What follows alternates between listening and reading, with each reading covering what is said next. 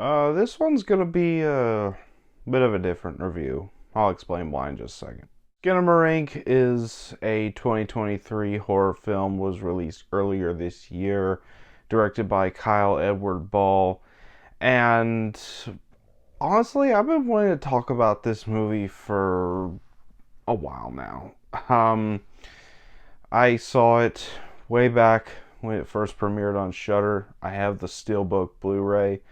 Yeah, I really want to talk about this movie, so I felt like Halloween, what better day than than Halloween to talk about what I feel is one of the most inventive horror movies of the year.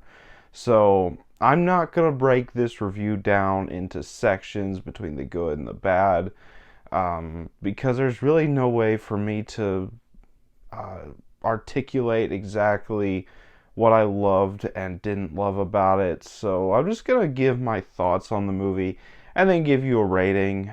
So yeah, let's go ahead and start my thoughts off with this film. And I really enjoyed it for the most part. Found footage is not one of my favorite horror genres. In fact, it's one of my least favorite subgenres in the horror genre. But I did really like the idea of this movie. There's not really a full story, and you're not exactly following a named character. You're following these children around this house while a bunch of creepy shit is happening. But you don't fully get a look at their faces, and the whole story to the movie is kind of vague and unclear.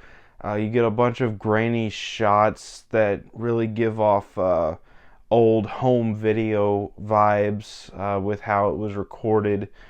And I really enjoyed the atmosphere that this movie had. You got some really creepy shots in this movie, some really creepy sound design and atmosphere.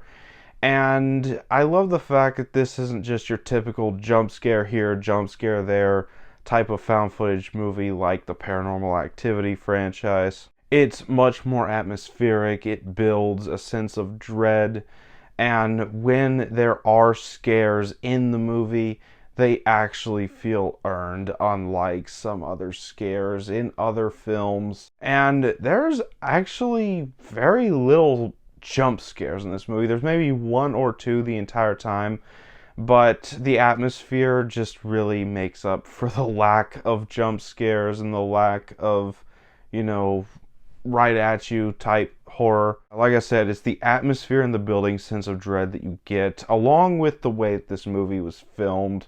It's just really creepy. It's unsettling, more unsettling than scary. But I thought that it was a damn good horror film.